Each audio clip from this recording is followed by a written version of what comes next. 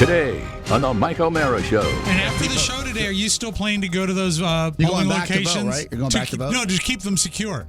Yeah, I'm going to vote for a second and third time. Good. It's like a vaccine booster. Vlasic is selling a new scented candle that smells like a dill pickle. It also looks exactly like one of their jars. Jars. So you can't even tell it's a candle unless you're looking closely. Hey, what's that? Across the room. Is that a jar of pickles? Why is it on fire? Why are those pickles on fire? You did it. I would travel with Rob Dry in an airport. You haven't yet, in the world. Mike. I used to be fun. If I get there earlier to New Orleans, I might just wait for you, just so I can walk you to the baggage claim. You know, that'll be great. Fun. And you can say, "Hey, are you excited to be in New Orleans to not eat or drink?" I'll say, "Yep." All that and more. The Mike O'Mara Show starts now. Mike O'Mara, Radio Entertainment. You can listen to the Mike O'Mara Show at MikeO'MaraShow.com. Let's get started. It's the Mike O'Mara Show with Mike O'Mara, Oscar Santana, and Rob Spiewak. Now, here's Mike. We're live from Podville Media in Washington, D.C. and around the world. You're listening to the Mike O'Mara Show. Join us in great cities and towns like Gresham, Oregon, Silver Springs, Florida, Avon, Indiana, La Conner on Skagit Bay in Washington, and Ambergris Cay, Belize. I hope I pronounced that correctly, but I know I didn't pronounce something correctly, so who knows. I get corrections on that. Bergen, Norway, also. Yes. Somebody said I mispronounced something, but that's good for once a day. That's what I do periodically. It's Election Day. Yay! I got my sticker. Hold on. I know at one point I had election stuff that I used to play on the show, and your breaking news styled music. Yeah, I remember that. I'm not sure. Let me see if I've got it in here. All right. No, I don't. Not there. Sorry. Looking. How are you guys? How's everything going? Good. There's a lot going on, you know. I'm just gonna say this now. Roughly, I would say 3 days away from pulling Elon Musk and pulling everybody back to work. You know what I'm saying, Mike? Getting everybody back in here. We'll talk about it. I want to talk about that nozzle. Well, I admire him in some ways. Let me tell you. I don't like him. He scares me. do Well, you think he's not good for democracy, but he's good for productivity? Do you think he's as sweaty right now as Oscar is? Well, I ran here. I know you did. I ran from my home to work, and I was on time. Ask me where my wife is. Where's your wife? Walking back from PT from her wrist surgery that she had 4 months ago. How long does it take to rehab? Like, are we milking this? What's going on? No, you weren't on time, though. I should point that out. Well, I was here in the building turning on the lights because Dan O'Brien was late. Dan O'Brien. So what time Podville 9 a.m. sharp has to get no. Because I think for the benefit of everybody, you shouldn't be dicking around at 9 o'clock when we are on the turning on lights official. to a building. It's official. No. 9:15 we will tape. There you go. That's all right. All right. Serious I am. Oh, I thought you were going to start the business at 9:15. No. Okay. No, business still starts at 9. 9. Let's 9. not mince words. Right. Mince. That's it. Mince words. Mince words. Let's not mince words. We have to do that. Or Podville should open at 8:45. Well, we can split the difference. That's 9 o'clock. That's the same as we were. You know what? 9 o'clock sounds good. Okay. Let's you play hardball, Mike. I don't know what to tell you. I don't know. You're a big winner. Elon Santana. Yeah.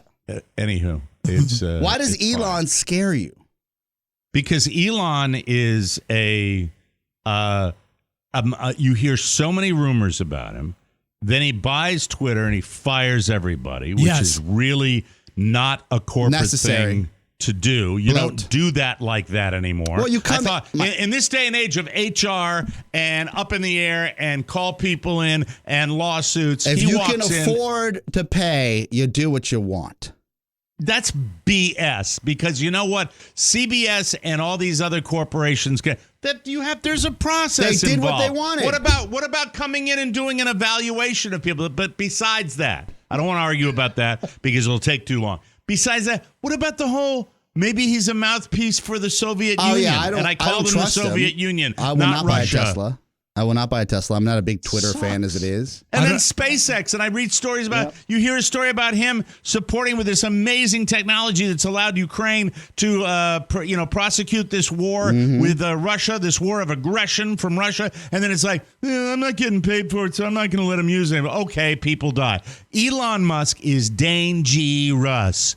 Dangerous. Yeah, he's like a Bond villain. If you take away the threats to democracy, which is hard. Great analogy. Which is hard and difficult. If you scrape away the threat to democracy. Yes. I love how he just cuts the fat.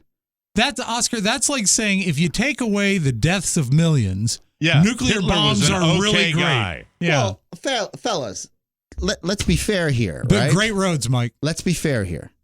What? We all know that we have worked with people in the past that we have stared at and said, how the hell are they still employed? Mm-hmm. Are we not? Am I overstepping here? This is true. Right? And then somehow, when the S hits the fan, they stay employed. Correct? Yeah, they tend to fall upwards. Yeah, because they're somehow, they either have nude pictures of their superior's iPhone, like Snapchats or something like that on them, or they're just so agreeable that you forget that they're there. Okay. So, but if you're running a business show, and you've overpaid for a business that you essentially stepped on you know what? If you've overpaid for a business, you're going to come in and you're going to slash and burn until you find profit. That's business. You know what? You're a monster. He likes a winner. You're just a total Have you paid monster. for your check mark yet? No. Yeah, the blue check I don't mark. need to pay is for that that. what it is? That'd be verified forever. What, $7, I think it is? Oh, I don't know. No, it's just, I just wish that I like the model of magnanimous business leader. There's a whole public trust thing when you get to be that big. But then when you're telling everybody to vote for a particular party, isn't the whole idea of social media and these platforms freedom without influencing one way or the other? That's why I guess he's got his right to speak, but geez. Well, that's why I'm all into Parler now. Parler is great because you can say whatever you want. Parler is the Trump social media. It was a joke. It was simply a joke. Network that then went belly up, and then Trump started his own, and then now the SEC is investigating that. Yeah, it seems to be crooked. But free check marks. Is he the only one on it? That and a handful of people that follow him, I imagine. Yeah. You know you're a fake. You know that. Hey, I don't need that from you. You are the enemy of the people. I am no such thing. I'm talking about Elon Musk. You're a very rude person. The way you treat other people are horrible. Shut up, You Donald. shouldn't treat people that way. You shouldn't. Oh, man. What about this whole inflation thing? It's a whole hoax. And you know who's playing into the hoax? People like you. You, Mike. What about... No, I think... but aren't most Republican candidates running on inflation? It's a whole hoax. And you know who's playing into the hoax? People like you. They're running on the false narrative that the liberals decided to give too much and now everyone's paying for it. Yep. Oh, I think that's rude. You are a rude, terrible person. And they don't think Dr. blue. Fauci was effective either. I'm not ashamed to say I'm all blue. All the time. I'm just trying to sit here and report the facts. Yeah, I say that you're a terrible reporter. Oh, well, right. Well, F you. There you go. Our hairpiece secret is gone. Rob, you interrupted him again. You rudely interrupted him. Sorry, Mr. President. Can you believe that was our president? Oh, this is a horrid show. And you should say congratulations, great job, instead of being so horrid. He's super breathy on that one. Can I hear that one more time? Absolutely. He's describing me on the show. And you should say congratulations, great job, instead of being so horrid. All right, I'm being very mean. I should try to be nicer. Look, let me tell you something. Be nice. That might be my personal Do you mind favorite. if I ask Dan something real quick? Be nice. What? Why didn't you like this? Why do you drift away when I'm playing Donald Trump clips? Well, he looks down, he looks around. It's depressing. What is wrong with you? It's depressing. If I was playing like 50 clips from Elon Musk, you'd be, he's great. He fired 17. I don't think Elon Musk is a good person. Blue check marks. Blue check marks. But it's depressing that there's going to be a red wave. Vote blue if you can. I don't know what it's going to do, but God bless you. Might be. But, well, I mean, we'll lose the House for sure, right? Done. The Senate, maybe it's 50-50. Mm-hmm. I don't know. We can't even get the Powerball numbers right. You think we can get this right? This is crazy. I don't know. Do I think that there's a possibility? Yeah. By the way, if you didn't think that, it sure as shit would be drummed into your head.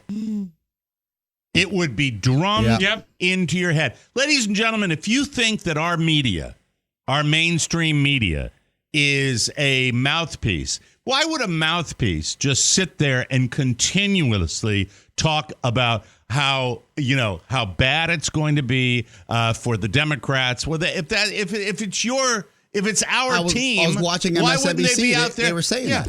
Yeah. Why wouldn't they be saying, "Hey, we're going to be in this thing. We're going to," I don't know, the whole thing. I'm glad I voted early down here. They have gone from, I believe, 90 voting locations roughly to maybe 19 or something like that down here. You want to know about voter suppression? Okay. Yeah. And after the show today, are you still planning to go to those polling locations? To vote, right? You're going back to vote? No, just keep them secure. Yeah, I'm going to vote for a second and third time. Good. It's like a vaccine booster. I'll be bringing my AK-47 down in there. Just to ensure safety. Care. Yeah. What I believe is whatever party you are in, and no matter what you hear, go out there and do it. You have to vote. Here's what the game is. The game has become so obsessively sports contest. Yes. That why, if you knew it was going to go a certain way and it's going to be this way, why would you bother? Why would you bother to vote? That's what happened. That's what happened when when Trump actually won the first presidential election, where his first term, where we just didn't see that coming and everybody was beat down. They thought that Bernie got railroaded, so they said, who cares? She's going to win anyways, and they didn't go. Our people didn't go. They didn't vote, and that was it. So here's what happens if there's a red wave. And you've heard these news stories. Well, these terrible candidates that they are putting up, these election deniers. Yeah. The election deniers. If they win, they win. Okay? Dems, all right? They win because they brand and they keep it simple and they don't preach. And, do I hope they win? No, I do not. But if they do, they were talking about branding. We don't have any slogans that you put on a bumper sticker, like "Build the Wall." We don't have that, Mike. We don't have that in the Democratic Party. I have a question. We had riding with Biden. You are a sign. That's right. You are the most staunch Democrat on this show. You're the longest voting person on this show. Well, he's the oldest as well. Well, yeah, but I was trying to make it nice. Okay. I'm curious why he was kind. Why is it that after all of these years and the consistent missteps in this direction, why aren't the Democrats better at branding? Why can't they do it? Why can't they take a page? The standard thing is that Democrats are better on policy and Republicans are better on branding. And that's the way it's been for a long time. And that's why, look, I don't ever want to go to that dark area of it just doesn't matter, because it really does. It does. I think we've seen how it does. But it's frustrating to me when the scoreboard has become so important now that it's a game. It's no longer the best person for the job. It's no longer support somebody outside of your party if they happen to be a decent person. It's ridiculous. And if you don't think the way I think, I hate you and you're the enemy. That's where we are now. I don't know when we're going to get out of this. That's the permanent state of affairs. It's and if it's going to be oversimplified to that degree, one team has an unbelievable advantage on that. And that is the Republican side, because they have the flags and they have the slogans and they have the T-shirts, and it works better. And by the way, one of the other things I would tell the Democratic Party is that The flags and the T-shirts and the slogans are fun. And if you make something more fun, let's not discount that. You're making it fun. Going to a Trump rally, if you're a Donald Trump supporter, is fun. Yep. You see a bunch of other people with their, red, white, and blue hats. Tailgating. It's that there's a lot to break down with this. But what frustrates me is the type of candidates we're looking at. And we'll have to wait and see tonight where it goes. It's I had a great professor in college, and what he said is that a lot of times the downfall of a politician, and he cited Jimmy Carter as one of them, is the smart politicians oftentimes have trouble seeing issues as either right or wrong, when often the truth is very much shades of gray. And people don't like that. They don't want to see it as a black-white decision. They want to know, they don't want to have to break it down to the minutia of the different little parts of it. And if you overanalyze it, before we get our talking head in here, it's a good segue to my next point that I wanted to talk about. We're going to try to book this gentleman on the show, but Podville Media has produced a podcast that Oscar shared with me that is completely dedicated to the discussion of military suicide and the overwhelming number of young people that have come back from conflicts and have been in the military and taken their own lives. And the podcast, what is the podcast called again, Oscar? I'm pulling up the exact title so you can look. If you search CSTS, let's talk about guns, I think, is let's the talk episode. about guns, yes. Mm-hmm. And if you think this is a partisan discussion let's talk about guns, your guns. Let's talk about your guns. If you think this is a partisan discussion, or the tried and true old arguments of pro-gun, anti-gun, I have to tell you, it's not. What this is one of the most reasoned, psychology-based approaches to dealing with these young people that have overwhelmingly disproportionate suicide rates than the rest of the nation. And it's fascinating to listen to. I think everybody owes it to themselves to give this a listen, because it's just spectacular the way they approach this. And look, there's no guarantee that something bad's not going to happen, but there are things that can be done, and there are people that are studying this and researching this on how we can make this better. One of the things you hear when you hear the gun discussion a lot of times from people is mental health.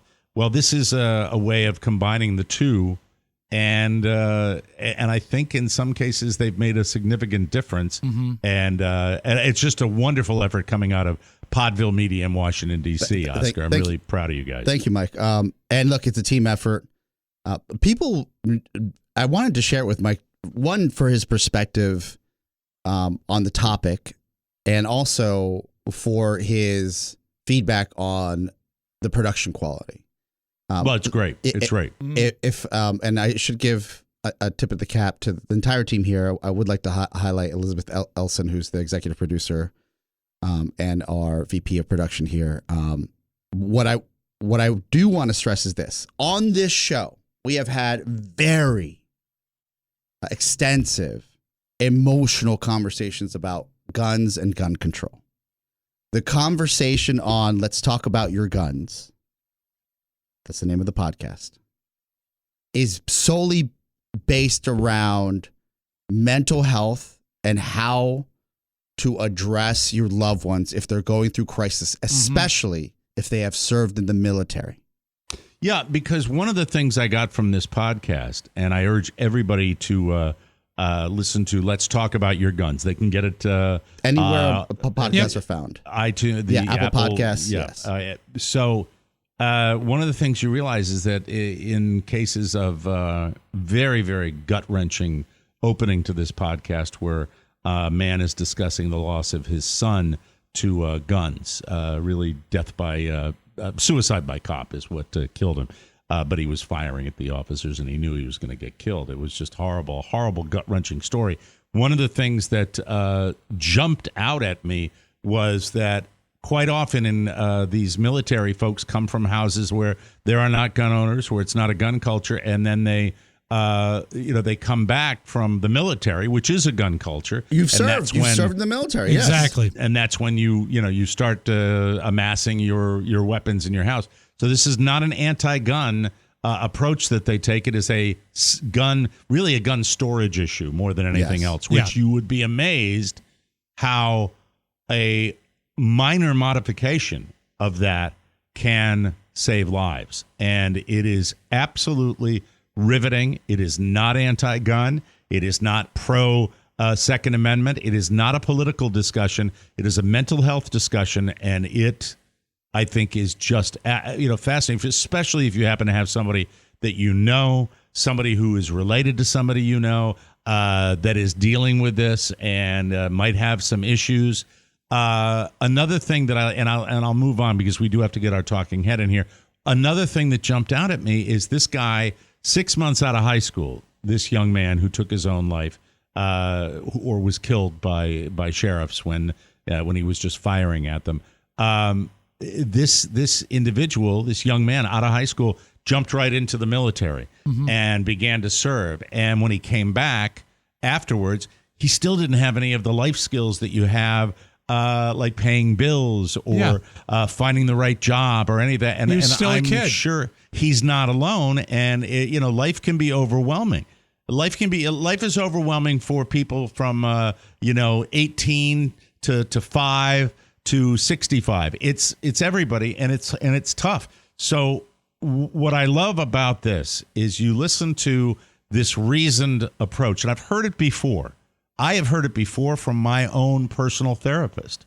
When you are discussing things, and I think we could all learn from this, when you're discussing issues that are life and death, i.e. guns, having a level of humility to analyze things through the lens of another person is extremely important. So please listen to this, and it makes a tremendous amount of sense, and I hope that by the more people listening to this podcast that's titled "Let's Talk About Your Guns," that differences can be made, and we're going to try to get Dr. West, Dr. West on the show to talk about this, because I've got a lot of questions, not the least of which is, can this be expanded into the world of a young man that is not served in the military that might be a danger to himself or others? So check it out, and let's talk about your guns. Available everywhere. Just Google that, and you'll be able to find it on any podcast platform. And really terrific job. Really. Rob engineered the majority of really those good sessions. Job. Terrific. Thank you. Really beautiful. Thank you. And when we talk about painting with sound. Oh, it's amazing. And the first person perspective coupled with the narration. Yep. And the way they paint background sound that's not distracting from the story, just from a technical aspect, it's a mind blower. No less than, I would say, a dozen people have touched this project. It's beautiful. It really is. And it's is it the Center for Traumatic Stress? Traumatic Stress. Yes. Studies and Podville Media. So check it out. Let's bring in our talking head right now. This is Kevin Scott. Kevin has been with us since the early 1990s and is a podcast listener since day one. He grew up in Long Island, but moved to the D.C. area to attend Long Island, Mike. But moved to the D.C. area to attend GMU, George Mason University. He has been married for 24 years to his wife, Ashley. I love that name. Who is also a fan. This appearance will come as a surprise to her. They live in Arlington, Virginia. Have two sons, Cam and Cooper. Cam and Coopy. One of Michael's best friends. Oh, I love the hat too, pal. Way to go, Cam. I love Cooper because my one of my son's best buddies is named Cooper, and he's on his flag football team, and his father's the coach, and he's got this gravelly voice. So flag football consists of a lot of Cooper.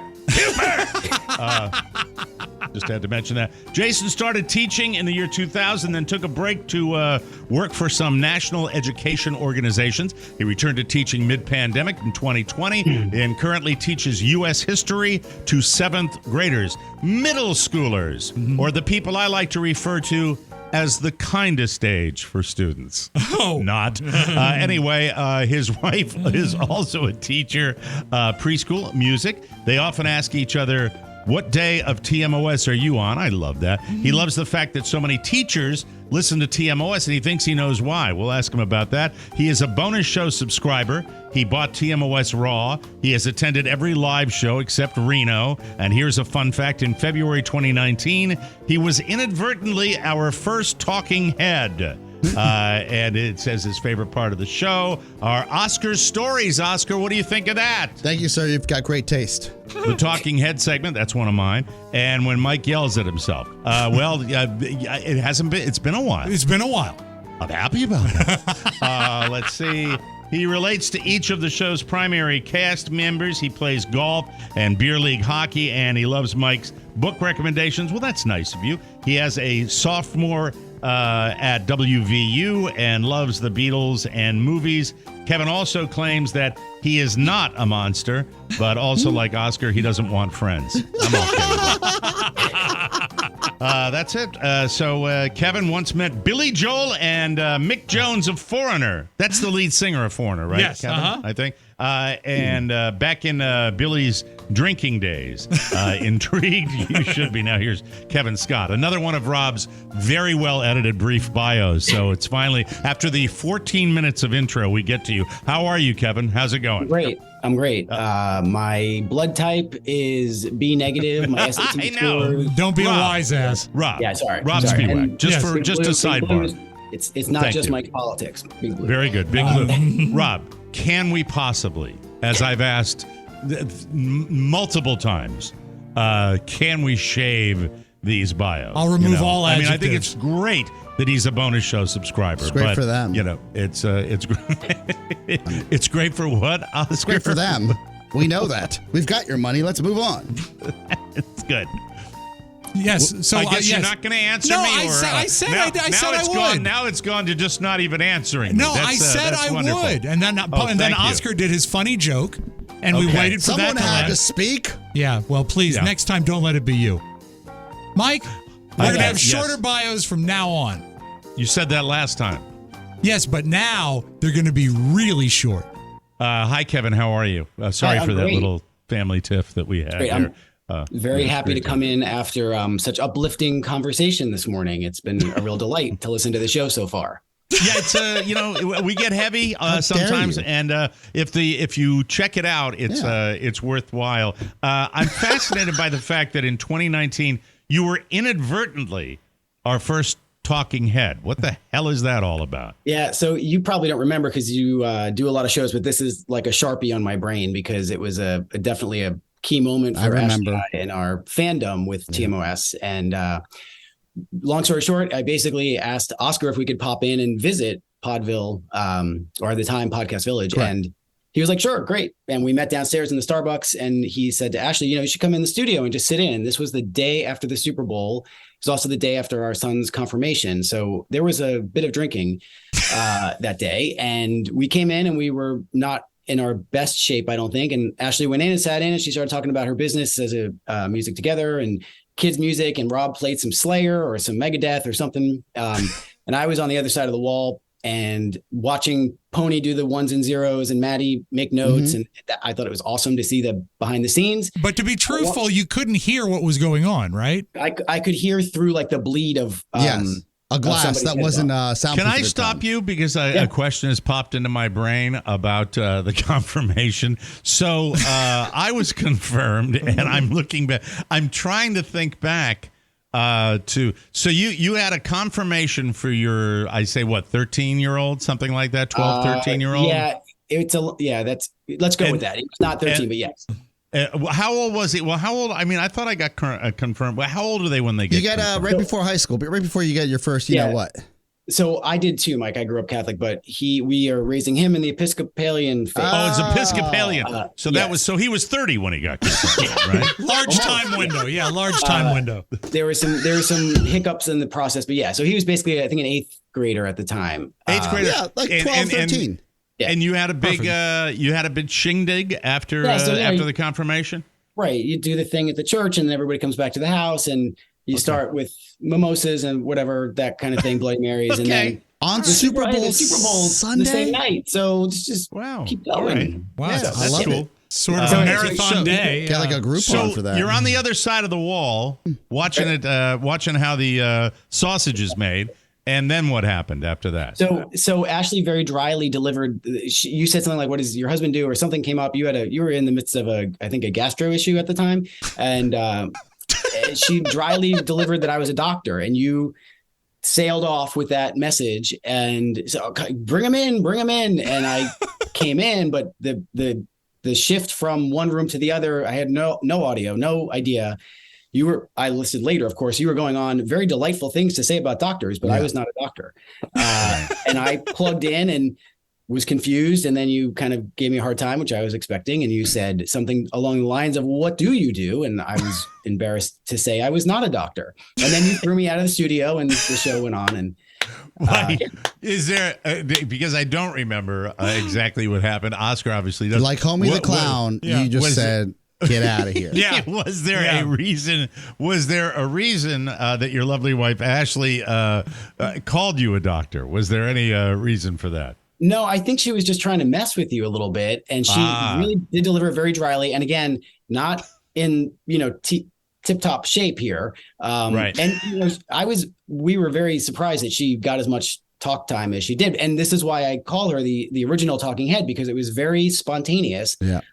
And I think, I don't know, you guys know your business better than I do, but I think you were excited to have something different the day after the Super Bowl, which is kind of a depressing day, let's be honest, in American culture. Yeah. So I think you were just happy to have, somebody else in the studio. And yeah, Mike, well, we've always had, especially, if we've had a night and you come in to work in the morning, the fact that you all were there, I remember walking to Starbucks and being like, "Oh, they actually posted because it's the day after the Super Bowl." Yeah, right? we didn't even know about the confirmation. And you guys looked like you're in kind of rough shape, but I was like, everybody was in rough shape. I don't remember. I wish I'm old. I don't remember what I had for breakfast this morning. That's the way that goes. It's branded into my brain because shortly after that, you said off air, "No more guests for the next year."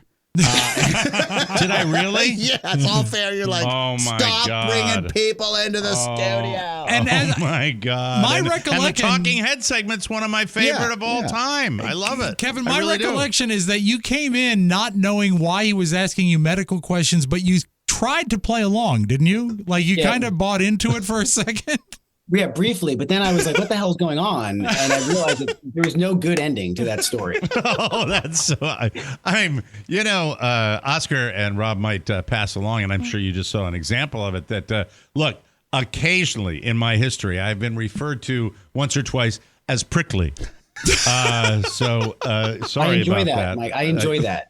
From here, Thank you. With the earbuds in my ears, that I enjoy that. I don't know that I would want to be where they are sitting right now. Fair enough. They deal with it every day, and they know it means nothing. Rob knows it means nothing. If it meant something, Rob wouldn't be here anymore. That's just the way. No. Rob would leave. Yeah. Rob would leave. I don't mean anything by it. I will have a huge fight with Oscar or Rob, or they will have a huge fight with me, and then we will text each other something funny that evening. I mean, if it meant something, I would have a drinking problem. Yeah. It's funny. I'm thinking out loud right now.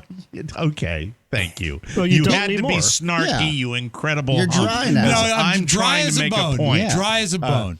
No, I think that if the way I would look at it is, I don't think in any other incarnation that I've held things inside for a shorter period of time. I mean, it's on and gone. Yeah. More than it ever has been. And we go our separate ways. Don't get me wrong. Yeah. We really do. I called Mike yesterday, and it was a brief call. I knew he didn't want to be on the phone. I got that tone. I had food in my mouth. I was sitting at the dinner table, and the phone rang. Yes. He didn't hear what I said when the phone. Yeah. Who is it? Mike, I've said it for over 25 years, over a quarter of a century. The secret to a happy marriage is time apart. Right. And we have plenty. It is.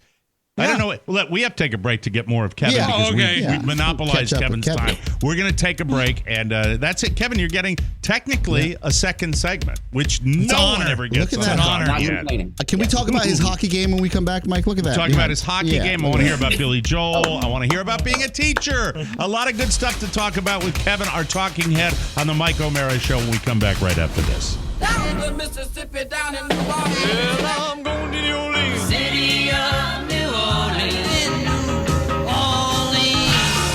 Of New Orleans. New Orleans. Way down yonder in New Orleans, a town in New Orleans. I'm walking to New Orleans. In New Orleans. The Mike O'Mara Show live Saturday, April 15th, 2023 at the legendary House of Blues in New Orleans. Hi, y'all are. I'm glad for you to see me, I guarantee. Tickets available now at MikeO'MaraShow.com. Ain't it bitchin'?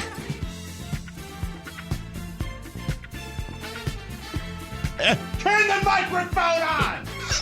Turn the microphone on! You know, I'm doing a lot of things. I've got different... No! You're not doing a lot of things. It's a simple job. A f***ing orangutan could do it. That's not nice. I don't want to be nice. I'm sorry. Hey, sorry. Wimp. Candy ass. You don't have to be like that. Oh, I don't? Then remember to put the microphone back on. Whew. Somebody got off on the wrong side of this. Organic comedy. Thank you. Thank you. Yes, Kevin, that was for you. Let's talk about the one thing that might be missing from your daily routine. Thank you. Hydration. Although I didn't do the mic thing on purpose. Liquid IV fuels your everyday well-being by helping you stay hydrated. There it is. I got mine here, too. There it is in my red Solo cup, sort of. Anyway, it fuels your everyday well-being, helping you stay hydrated. Just one stick, you get 5 essential vitamins, and you're hydrating 2 times faster than water alone. Cooler weather makes it easier to miss signs of dehydration. I agree with that. Happens down here. Yes. Overheating, perspiration.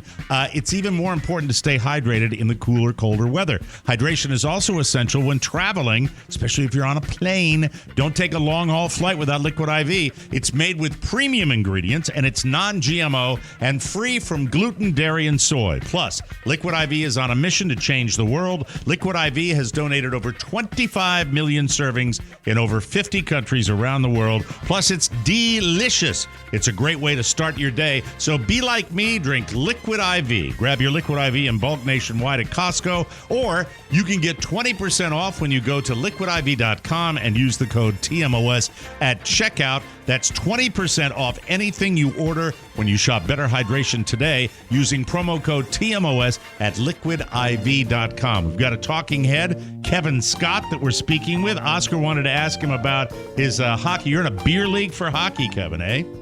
Yeah. Did you mean that, Oscar, or the bubble hockey? The bubble hockey behind you on screen. Yeah. Oh, that's like the old school, right? Yeah, like it looks like a realistic vintage bubble hockey. Is that the one where the puck pops up through the? That's a Mike. During that commercial read, Oscar's already priced him on he's been on his computer. Mike, he's been pricing the hockey games. We can sell Kevin's game. What teams are inside your bubble hockey vintage? Oh, so this is the Miracle on Ice. This is the USSR versus USA version. Oh, yes. So it's vintage. Neat. Vintage. Yes. And they were the enemy then, and they're enemy now, right? I told you. I said that forever. I did not buy it for that reason, but it's probably about 5 or 6 years old when the boys were a little younger. It's a crowd favorite. I'm not going to lie. It's a lot of fun, even for grown-ups. Do they make one with the Hartford Whalers?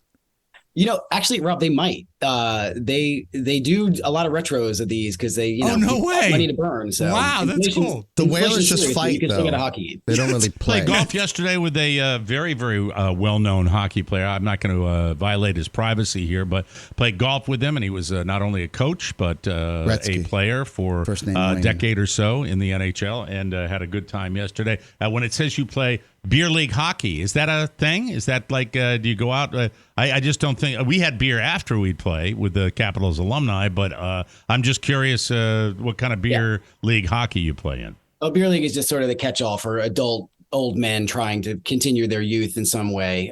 We play, I play it at a formerly known as Kettler, MedStar, Iceplex. Where the Caps practice. Yeah. We look at you. So we typically play after 10 p.m. Last night I had a game that started at 10:15. It's delightful to try to go to work the next day after that. And then there's tough.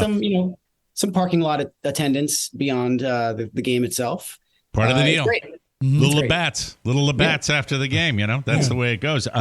Mad respect for people that do that. I think it's amazing, and only people that play it would know just the kind of shape you have to be in. I threw my back out, blew my spine out when I was in my mid-30s, which sucks, but I would be one of those guys playing today. I just think it's so cool that people are able to do that, and it keeps you in shape. Let's talk about Billy Joel, shall we?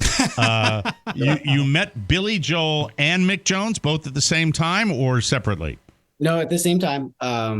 Yeah, so I worked in a record store when they had those back on Long Island where I grew up, and the store was an independent store, so it wasn't like Tower or one of the big chains.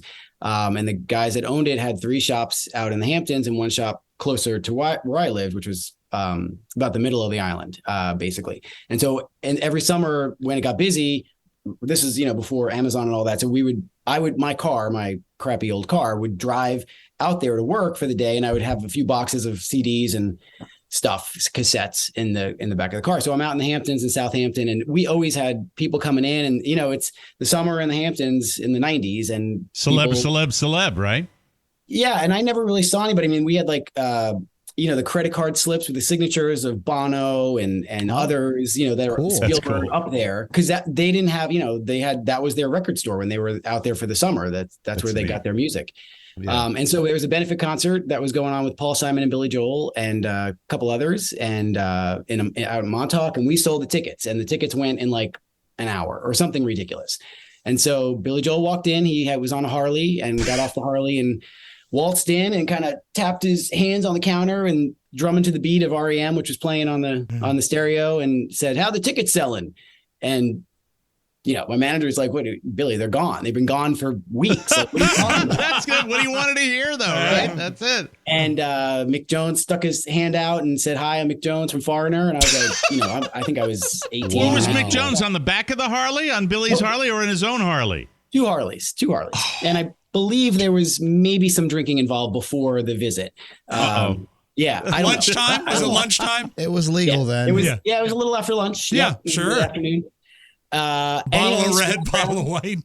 Yeah. Did they besides just coming in to check on ticket, did they browse through the records a little bit? They did. They didn't buy anything, but they did browse through. I think they were looking for, folks to say hi to or other. This is in the Christie days. I don't know exactly when, but it was, that time frame. So I kind of, did a lap around the store, said hi to a couple of people, and then fired up the Harleys just like your sound effect. And that's so cool. That would have been so cool to have that moment. And they probably, I'm thinking maybe, they were festive enough to say, hey, let's go in and see how the tickets are selling. Yeah. And, it's Long Island. So Billy Joel is, one step below Jesus. And it was a pretty big deal to have, for me to see him come in and just be a normal guy and also put my eyes back into my head. I'm curious about your Long Island upbringing. I detect, I went to Marist College for 2 years, which was, I think, at least, and I'm not exaggerating, thanks for the applause, 80% Long Island students at there. And I detect absolutely none of the sound from your voice that I got from most of the student body at Marist College. It's a pissa. Come on. You don't have a New York accent. What's the deal with that? I've been here a long time. There are words that drop in and out that I get picked on. So your now home state of Florida is Florida, not Florida. Florida. The O sounds catch me. It's still early in the morning. If I get tired or have a few beverages, sometimes it starts to slide out a little more. But I've lived here a long time. I worked a little bit to try to get rid of it because I got picked on a lot in college about, my accent, and it's not chocolate, it's chocolate. Chocolate. I want a chocolate bar, and I want it now. And the number one thing that I got from Long Island, I was 2.5 hours in the other direction over in Hartford, Connecticut, but it was a pissa. It was a wicked pissa. That's not New England. That was Long Island that I got that.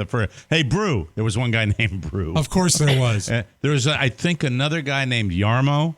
And Yarmo ate like 11 Jack tacos at the Jack in the Box in Poughkeepsie, New York one time. But that's neither here nor there. Did you go to the funeral? Oh, they're probably all gone now. Anyway, you're the noble profession of teaching, and in particular, teaching to seventh graders. I always tell people, for me personally, once I got to high school, it was great. I just loved high school. I enjoyed it. I was totally into it. Hung out in my sophomore and junior year with the seniors. It was fun. Middle school was difficult. I found middle school to be a slog because the kids were cruel, and you're teaching them, and they're right. It's a tough age, 7th and 8th grade, right? And there you are in the middle of it. Tell us all about your teaching experience, because I'm curious about that. It's how much time do we have? No, it's not that exciting. It is a noble profession. I did it for a while. I went away. COVID hit. I had a little bit of a kind of a come to Jesus, or what am I doing with my life moment. And an opportunity came to go back, and I thought this was the right time to do it. So when I came back to teaching after more than a decade, I was doing it from here, from my basement, and doing it virtually. And that was difficult, and it still is difficult coming back out of that. But I mean, middle school is never dull. That's what I always say. Like, it is unbelievably challenging. It is the hardest job I've ever had. It's much worse than dealing with adults at times, but at the same time, it's often easier than dealing with adults in a lot of ways, because you're shaping them. They have a reason to kind of learn how to act, or how to form an opinion, or how to be critical thinkers. Right? These are the things we're trying to do. On election day, we're trying to make them critical thinkers. But yeah, so it's it is that aspect that drew me back. Me sitting in meetings and going from one conference room to another all day, which is what I did for a long time, is not always the most exciting thing. I did get to see a lot of the country when I was doing that, so that was cool. But teaching is the hardest job you'll ever love, as the saying goes. And good for you. Middle school history right now has been just one fascinating day after another. Oh, that's great. I mean, it sounds like you're into it. You really love your job. Glad you're doing that. Thank you. Yes, Rob. Seventh graders, they're about 12 years old, probably, roughly. That's the average. Is there any era or segment of American history that they really grab onto and find interesting, or is the whole thing a slog? No, I mean, so I teach the later part of American history. So from after the Civil War up to the present. Okay. So I would say the biggest, there's probably 2 or 3 units, of study that we get into that they love. The civil rights movement is up there. They're fascinated by how the people behaved and did things. They can't believe it. And then when I say, like, this is in your grandparents' lifetime, for example, that blows their minds. The wars, as you might expect, the wars the boys like Michael, gets into the war stuff. So if we're talking about World War I or World War II, every single year, a bunch of kids teach me a bunch of stuff where they're like, hey, did you know about this plane or this tank or this battle or this? And we are covering in middle school just the surface level stuff. We're just, we're kind of dipping our toe into the historical stuff. We're not diving in to get into like which tank blew up the other tank or that kind of thing. Mm-hmm. Well, I mean, those units are probably work. The biggest ones. Yeah. You're really, really doing. I have mad respect for people that do what you do. Before we let you go, I got one last question, because it's Oscar's noted twice on this little bio page of yours. One, that you love his stories, and his stories are just so filled with naked cruelty and lack of human connection. And then it says here that like Oscar, you don't want friends. So I want to ask you about that before we let you go. You seem to connect with our soulless monster over here. No, yeah, I think that might be twisted a little bit. I have reached out to Oscar a few times to be friends. Here we go. And we have a hard time connecting. And I will say there was a global pandemic in the middle of all. Yeah, it was in all the papers. Yeah. And you're like, hey, we're all vaccinated. Let's so go out you to do want public. friends. Yeah, I do want to hang out with this. This guy's, look, who would want to hang out with this guy? I wasn't talking to you. I was talking to Kevin. Excuse me. No, you'd all like good. Oscar to be your friend. Yeah, I have great friends, and I'm welcome to new friends. So I would love for us to do a double date or something like that, but no pressure. He's a busy guy. I don't want to go to Podville on a Saturday night. That's Jesus Christ. Sounds like a swinging invitation to me.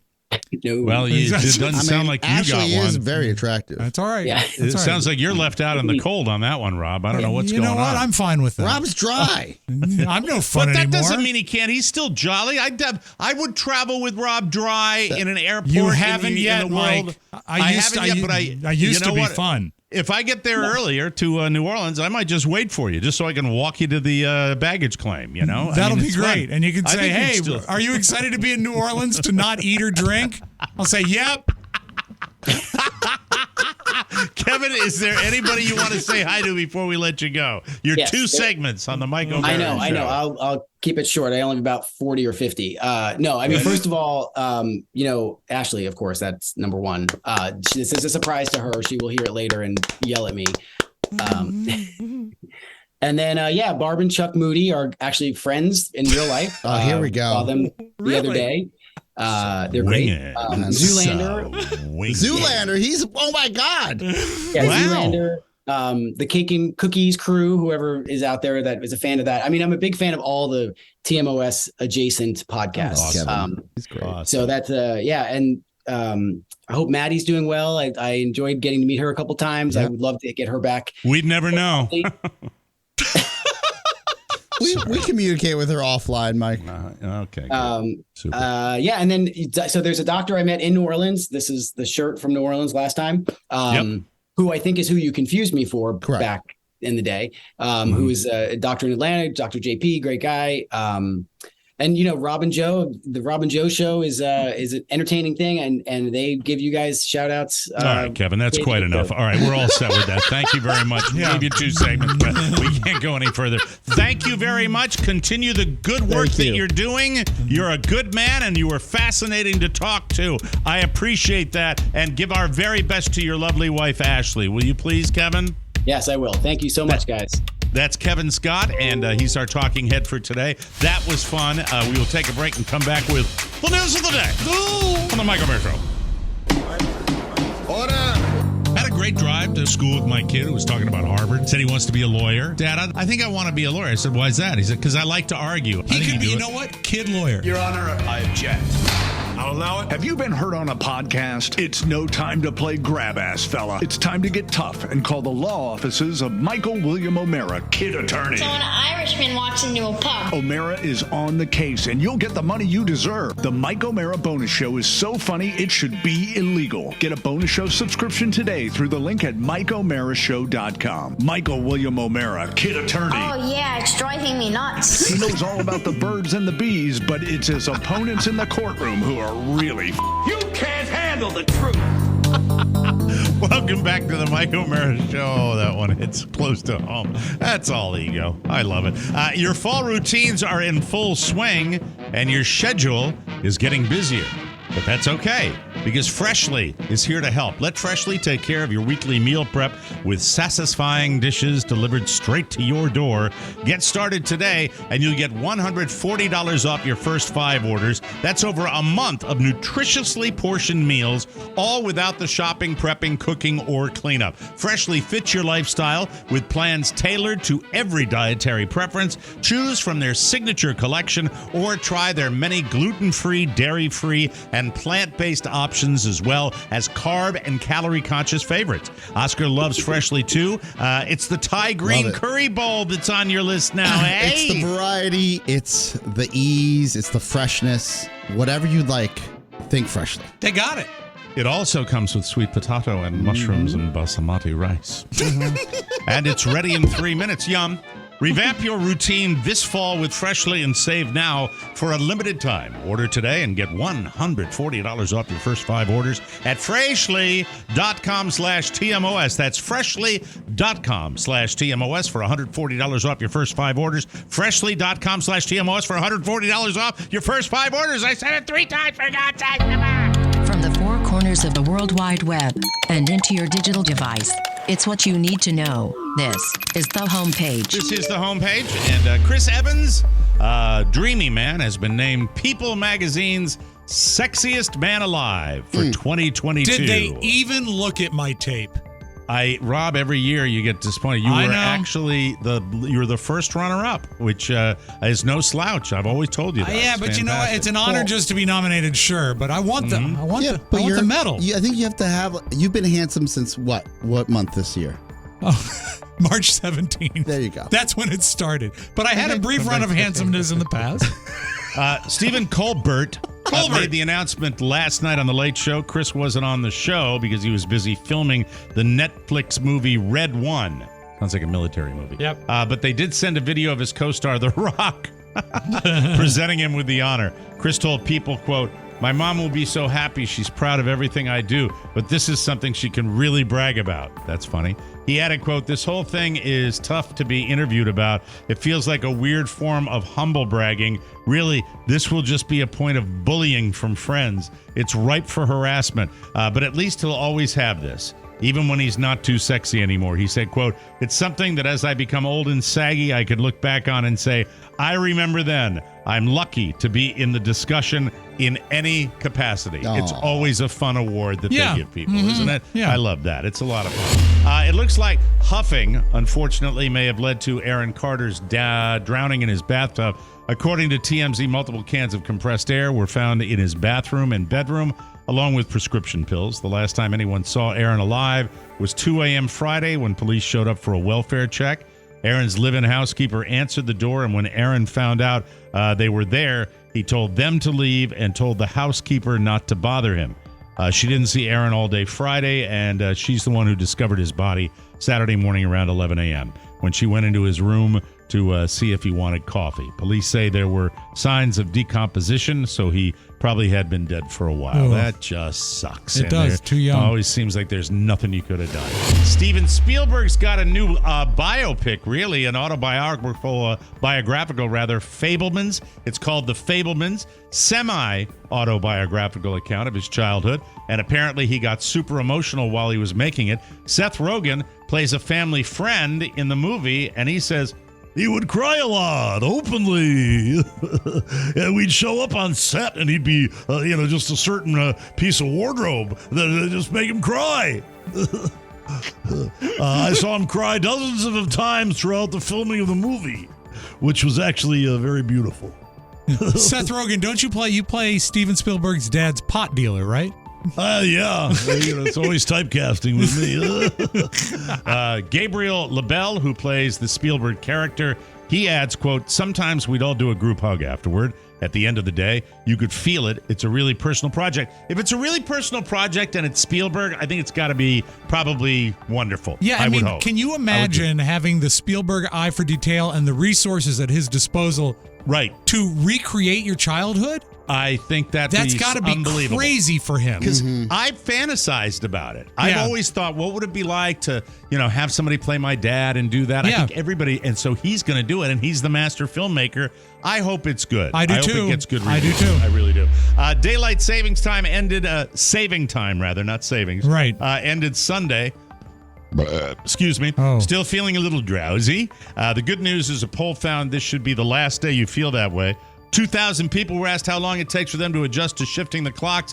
The average answer was 66 hours. Where do they pull that out of their ass? Idiots. Seriously. Especially this hours. when you fall back, you shouldn't be drowsy. Isn't everything automatic now? Yeah. The average person should be back to normal. That's just crap. What time am I going to be back to normal today so I can set a clock? 7 o'clock. Okay. I can't wait. In time for Jeopardy. I can see it for kids. But, I mean, a daylight savings time is a one bad hangover. That's all it is. It's not even that. So. Not even that. Trust me, I know. That's why I have a product. Oh, there you go. Yeah, Mike, how you enjoying the grass? The grass of the father. Last night, yes. Dad down grass. two of those suckers. Tasty. Yankee candles are always popular this time of year, or you could change things up and buy one of these instead. Vlasic is selling a new scented candle that smells like a dill pickle. It also looks exactly like one of their jars. Jars. So you can't even tell it's a candle unless you're looking closely. Hey, what's that? Across the room. Is that a jar of pickles? Why is it on fire? Why are those pickles on fire? He did it. Honey, it's a candle. It's a candle.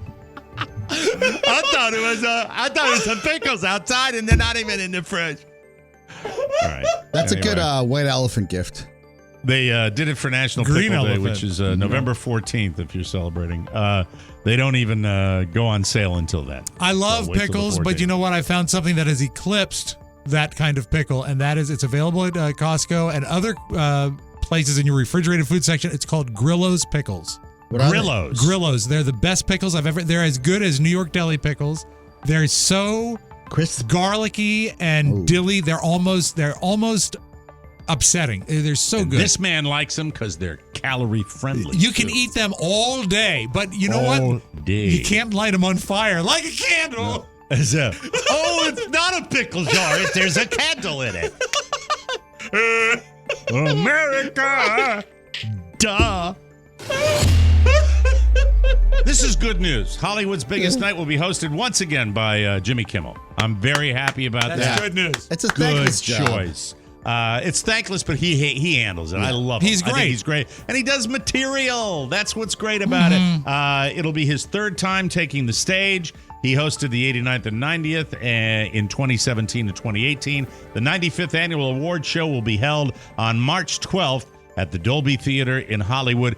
Kind of strange now with the Oscars since none of us go to the theater anymore. Yeah, very weird. But this is really a tremendous pat on his back because he's approaching 3 times. That's nearly Carson numbers. Yeah. That is really, it's really being embraced by the industry. And that's also, great. ratings will be up because after last year's assault, who knows? Yeah. Yes. Let's see who slaps Jimmy. Right. Anyway, here's a little something for you. A video of a naked man with a dead partridge dangling from his genitals has gone viral, with several people calling it bizarre. The video, which has since garnered more than 125,000 views on social, as well as racking up more than 1,100 comments in 24 hours, shows the hunter standing on a cliff in nothing but socks and boots. He also clutches a rifle, and on the rifle, you have several partridges hanging from the butt of the gun and the barrel of the gun. So between that, there are 3 groups, one from his genitals, one from the butt of the gun, and one from the barrel of the gun. Now, I don't mind this guy being naked, but why did he kill the entire partridge family? Susan Day. Sad, right? It's sad, right? Sorry. There you go. It's Partridge Family's TV show. Used to be a show, Oscar. Oh, I'm well aware. Yeah. This is not a pickle. Why is it on fire? I don't get it. We will take a break and come back with something right here on the Mike O'Mara Show. Hey, come here. Buy from Vince's Tire Warehouse and get free gumballs. Anybody can sell you what they think you want, but if you need new tires for your ride or the sweet, satisfying pick-me-up of a gumball, you can't miss shopping online through the shopping center at MikeO'MaraShow.com. Target and Walmart has what you're looking for. Have it shipped to your door or pick it up at the store. You can't lose because you help support TMOS. And here's something else to chew on. Gumballs and tires, he can't miss. Trust me. Get out of there. It's embarrassing. Anyway, that was your catchphrase, wasn't it? Trust me? Yeah, trust me. From the first moment we saw a pair of Rothy's, we said, wow, those are cool-looking shoes. Then we tried them on. Immediate comfort. When we found out that they're made with 100% recycled materials, we were sold. Whether it's the driving loafer or the RS01 sneaker, you are going to love them too. And now Rothy's has just launched an all-new men's shoe called the Monty. Oh. Monty. Oh, Monty. It's like a cross between a dress shoe and a sneaker that you can eat. I'm sorry, that you can wear absolutely everywhere this holiday season. So cool. They also have 2 sneaker styles. The RSO2, a more relaxed lace-up that's like a t-shirt for your feet, and the City Slip-On sneaker, a refined slip-on with a roomier fit. Men's Health named the RSO1 sneaker one of their top 3 sustainable sneakers during their 2022 Sneaker Awards. No wonder Rothy's best-selling men's shoes get a 5-star review from almost every customer. If you're looking for great gifts this holiday, Rothy's has you covered with shoes and bags for both men and women. This season, find out why people fall hard for Rothy's with new shoes, bags, and more for everybody. You can snag something for yourself or someone you love for a limited time. Get $20 off your first purchase at rothys.com/TMOS. That's $20 off at ROTHY. There's one. Which one is that? What is that? The RSO2? This is the sneaker. Yes. That's the. Oh, wow, and that's I purchased awesome. this with my hard-earned cash, Mike. I loved it so much. Look I at the bought Rothy's that own. they're home. Can you turn that sneaker the other way so I can see the laces? Yep. Oh, that's awesome. And the Chelsea boot. That. Don't sleep on the Chelsea boot. It's my favorite pair of shoes right now. Hold your shoe next to Rob's shoe. Yeah, there's a slight difference. This looks like something that goes outside of this one. It's like a toddler's. The kids section's to the left. CHYS.com/TMOS. We only have time for a super rapid break. Can we do the guessing game in a super short amount of time We before sure you can, put Mike. your shoe on? It's a slip-on, so it takes almost no time. Ta-da! That's exciting. Okay. What is this guessing game you brought to us today? For 2022, the top 10 highest paid dead celebrities. So this is the estate of a celebrity. And what they've earned in 2022. This is All right, via now, I don't Forbes. know. What are we going to guess? Because I can't We've got guess the money. We've got the usuals, right? They got Michael Jackson. Michael Jackson, Elvis Presley. 75. Hold it, Elvis. slow down. We can take these one at a time. Michael Jackson at 75 million. Elvis Presley, 110 million. He's up this year, I think, because of the movie. Correct. Probably. Prince. Abe Vigoda. Abe Vigoda just edged out. Prince edged out. No Prince. No Prince. Dead celebrities. John Lennon. John Lennon is just off the top 10 at 16 million. He's there, though. Yeah. And Top with John 10. Lennon, you can think of there's another one that's obvious. Van George Morrison. Harrison. George Harrison at 12 million. Yes, exactly. Van Morrison. Van Morrison, of course. He had a hit record Come on, try a 35 little years harder. ago. Try a little harder. I just gave two. All right. Let's see. I'll give you clues. For the top, the number one, think author. Author with a long, long stream of success, bolstered by motion picture enjoyment. Wow. Motion I didn't know picture Stephen King was dead. No, he's alive. He's alive. What is it?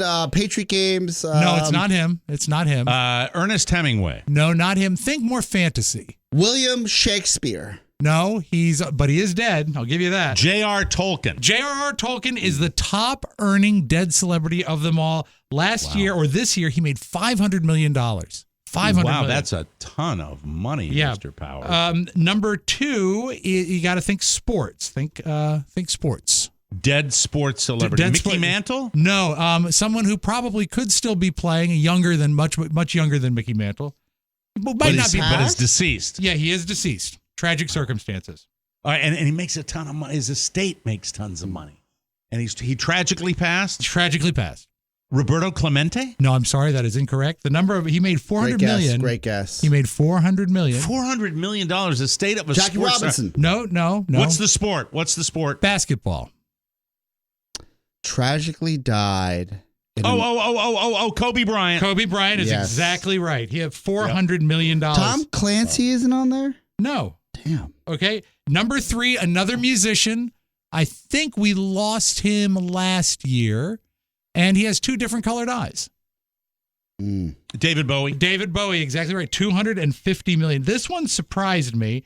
Young Americans. This is a young American. I'm surprised that at number five, this gentleman would be worth between what Elvis and what Michael Jackson earned at $100 million. I think a lot of it probably having to do with sampling. And there was a tremendous to-do about burying his body. Another musician. Jim Morrison. No, I'm sorry. That is incorrect. There wasn't a to-do. It's just he's got a famous gravesite in France, right? Yeah, but this guy, there was a to-do about burying his body. Bobby Brown. No, but you got the last name right. He's not dead. I thought he passed away, no? No. No. Sorry. But you did get the name half right. All right, so a to-do about James burying Brown. his body. James Brown is right. James Brown. Yes. Hey. $100 million just for being James Brown. I was very shocked about that. That's fantastic. I love that. This guy was a poet, and he gets his song. There's one particular song that has tremendous staying power. It's oftentimes associated with, I would say, funerals and inspirational type things. The Itsy Bitsy Spider. That's exactly right, Mike. The Spider himself earned $55 million. So he's a poet. Poet, and I think his lyrics were associated with a song. I think he's a poet and songwriter. Could you sing a song? Well, I can tell you the song. Or hum it? No, No, don't tell me the song. No. Hallelujah. Yes. By Jesus. Oh, by no. Jesus Christ. Jeff Buckley. Jesus Christ, our Savior. Jeff Buckley did the song, but the guy who wrote it, Leonard Cohen. He did $55 million. And then, by the way, I'd like to take this opportunity to congratulate Benjamin Netanyahu. Yes. I think he won the election over in Israel, and he said, "This is great. I can't believe the people back? came up The people are back and better than ever. It's a big trend across the country. The right-wing candidate probably going to be duplicated in the United States of America. Two more, and one, I'd say they're both artists, cartoonists that appeal to the younger generation, I would say. Younger kids. Mel Blanc? No, but these are a cartoonist. Stan Lee? No, I'm sorry, that is not right. Oh, God. This is hard. Give me more. Give me a better hint. Okay, let's $32 million. He is not a medical doctor. Dr. Seuss. Exactly. $32 million for Dr. Seuss. Seems or low. as we pronounce it in my house, Dr. Seuss. Why would you say that? Because my dad would come down and say, I'm Seuss to read this to you. Money. And our last one, just at the bottom of the top 10 at $24 million. He is a daily cartoonist. And even after he died, his comic strip kept rolling on. Value $24 million. Dilbert. Oh, I know. They would do reruns after he passed. This is Peanuts. Exactly. This is Peanuts, yes. And it's Charles Schultz. Exactly, $24 million. You know what? That's a pretty good living for being dead, isn't it? That's pretty good. Yeah. So for the Schultz family, yes. It's a shame that John Banner passed. It is. Schultz. I know. I know nothing. I know nothing. The Frenchman makes such great strudel. I'm in a weird way. I think. I'm in a weird way. I think I know why. But anyway, that's it. But then again, I can wake up with my coffee. Yes. You've got a whole grocery store there. Oh, I got everything in here now. I got Liquid IV. Yeah. You got my dab grass. Mm-hmm. Yeah. And you can ride around the house on an electric bike. Yes. We have to take a break. We'll come back. Is it Soundtown after Mike, this? we got to go to the town. All right, the town coming up next, right here on the Michael If you're Mara lost Show. in America and need some laughs, pull off at the next exit for the latest bonus show. When the rats see me, they know I mean business. Philly doesn't know they're mean and dirty. Honest to God almighty. I'm willing to evolve. Settle down. No, I'm not going to settle down, you Rob. settle down. I don't know all the Senate races, but I know Scott Disick. I'm the best man. But I won't hold her hand. iPads are horrible. I'm a mush mouth. The TMOS bonus show helps prevent breakdowns and delivers more laughs and smiles per mile. Load up on a subscription now at MikeO'MaraShow.com. Oh, by the way, our hairpiece secret is off. Welcome back to the. Did you say you love mornings? Yeah, I mean, it's a different energy. All right, then don't give me crap when it switches back, okay? Because I never say anything. I'm just living my life now. I love when he talks during promos. I like the fact that during the Talking Head segment, Kevin Scott said, "Thank you." Yeah, I know. I understand. Thank you. Welcome back to the Mike O'Mara Show. A recent report shows consumer debt, like interest rates, increasing to historic numbers. A lot of you have home equity, many homeowners. It's a good time to consider tapping into it to save money every month. According to Mark Livingstone, our good buddy at Cornerstone First Financial, just because you have a low interest rate, that does not mean you shouldn't refinance and take cash out to save money. And if you were to wrap a car loan, credit cards, or student loans in, you can save hundreds, if not thousands per month, even with a higher rate. If cash flow relief is the priority and you want to get your head above water, the rate's irrelevant. Credit cards and second mortgages are in the double digits. So, in some cases, the cash out is tax deductible.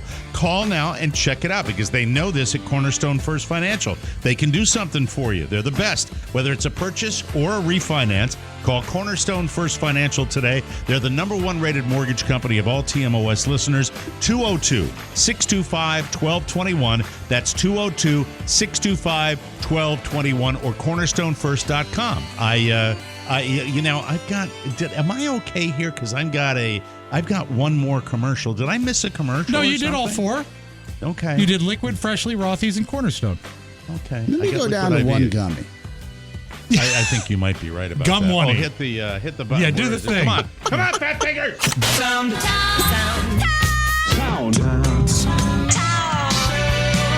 We call this stereophonic sound. Soundtown. Not normally my place to say this, but I feel that we're remiss that we haven't said this yet. What you making? Fruitcake. What you baking? Fruitcake. You animals love your fruitcake. Yeah, I know that the sale started yesterday, and you can get your fruitcakes now by going to MikeO'MaraShow.com. Limited supply. As Order far now. as inflation goes, screw that. Whether you get the deluxe or super, the TMOS fruitcake packages, the price stays the same as before. Right. Remember that, okay? That's it. We're doing that. You have to order right now. Right now. This is the latest we've ever announced it, and because of that, there's a very limited window you can order because we still have to order in the ingredients and stuff. So really do it today. If you want 10, order 10 today. Yeah. We listen, this is our annual fundraiser, so we really need the money to support the show and keep giving us the ability to bring this show to you. One of the big ways we do it, especially during pandemic times, is with these fruitcakes. That's right, we're having a bake sale to support the show. That's what it's come to. I don't care. I'm not proud. It's our third Get your annual. fruitcake. But Mike, be proud because they are sensational. They really are worthwhile. Head over to MikeO'MaraShow.com. Buy as many as you can. And remember, every cake you buy supports your favorite podcast. There's never been a more delicious way to help out. TMOS Fruitcakes 2023.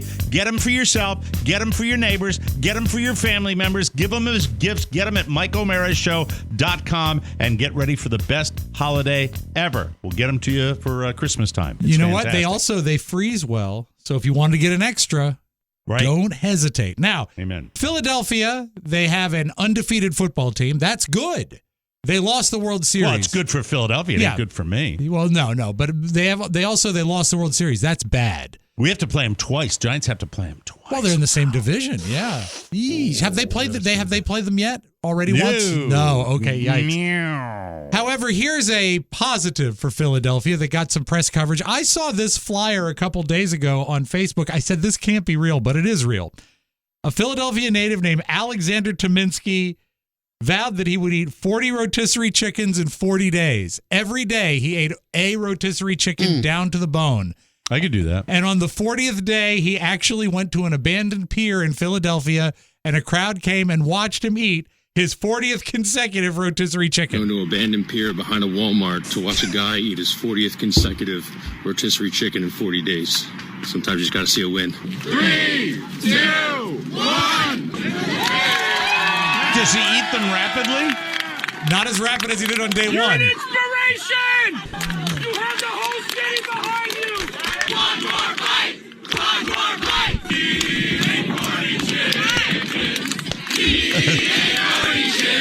That's awesome. And here's the amazing thing. There weren't any DJs involved? No, it's just a guy. And That's over the last fantastic. 40 days, he's lost 12 pounds. Yeah, it's all protein. All It's a protein. protein diet. Yeah. I mean, it's Good for great. him. I had chicken last night. It's delicious. He said that it was hard. The 40th chicken took him a little longer than the first chicken. Yeah. And he I said bet it was really hard. He's not talking about anything but his stool. That's, oh my God, yes. Ugh, can you imagine? Yum, I'd have to yum. walk all the way to the back of Costco to get one of those.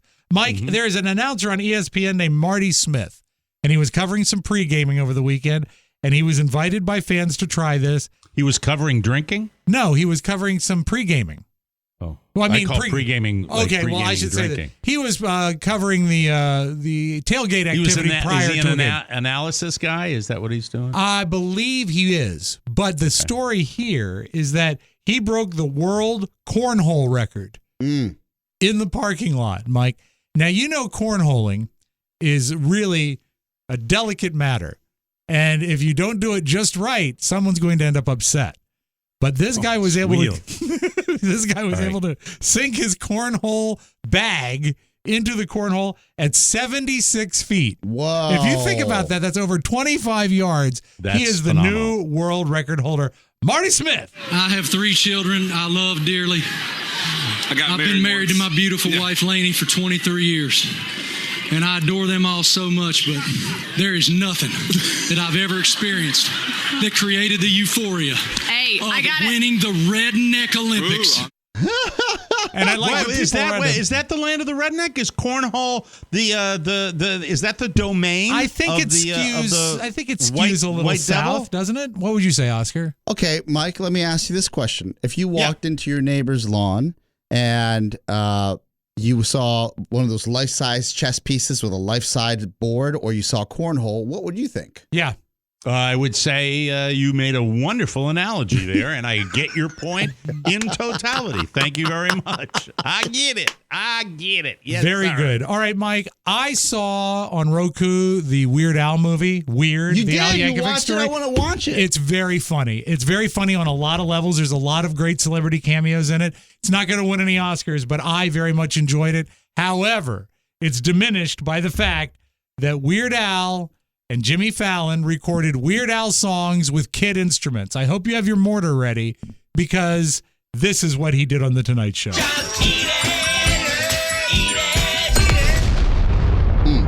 All right. My thought is this. If you're already doing a parody song, don't simplify it to kids' instruments. You know? That's my thought there. agree. Yeah. And I love Weird Al. I think he's great. He's doing the rounds. He's got to sell the movie. Yeah. You know? But, Mike, you liked his book. I lost on his kids' books are fantastic. Yeah. Farkle McBride, I believe. It sounds right. Do watch the movie, though. It's a lot of fun. Okay. Sometimes you get little clues that you're not raising your kid right. Like this young lady who has a little kid. She's a young mom. She raised her glass and she asked her kid, "What time is it?" But it was the morning. She's expecting him to say it's time for coffee. You know what time it is? Wine time. No, it's not even 9 a.m. It's coffee. She said wine time. Wine time. Last night, Mrs. O'Mara was yelling at me because we put Michael to bed and we thought he still might be up.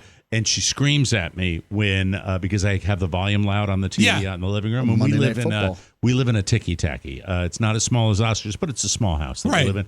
And the White Lotus was on, and I think it was the scene where that lady, the lady that's the comedian, on the Jennifer Coolidge. Yeah, she's getting nasty by Uncle Rico, and it's just not fun to watch. But it's loud, and she's like, turn that down. And and I said, what? Yeah, he's going to hear that. I said, yeah, but it's fine for you to go into the bathroom and make sure he washes his balls. What's the deal with that? That's it. Yeah, right? Did I have a point? I don't know that. We don't have the balls context. No, we don't have the balls context. Is she's like, make sure you wash your butt. Make sure you wash your like that. Yeah. She says that to him, and that's But meanwhile, I've got a little up volume on the thing. Yeah, but she's just being a mom. You're being a pervert. I understand. Yeah, but I'm not trying to let him hear that, Oscar. I'm not trying to make him hear that. For God's sake, hey, come here and look what Dad is watching on TV. No, that's not. A lot of people are watching Monday Night Football. F you both. I didn't mean it like that, all right? Carla. I just thought it was, once again, she's going to be thrilled. She's going to be thrilled. You both agree with her. Mike, I don't have a dog in this fight. I think you're both wrong. Oh, my God. Yeah, I did. I heard it today. Last night. I heard it. He takes his shower the night before. Yeah. And does she remind you, too? Make sure you get all your cracks. That's right. Otherwise, That's right. Let's move on, shall we? Oh, yeah, let's close with this. Seth Meyers. You know what? I hated taking the SATs, not the actual testing, but leading up to them.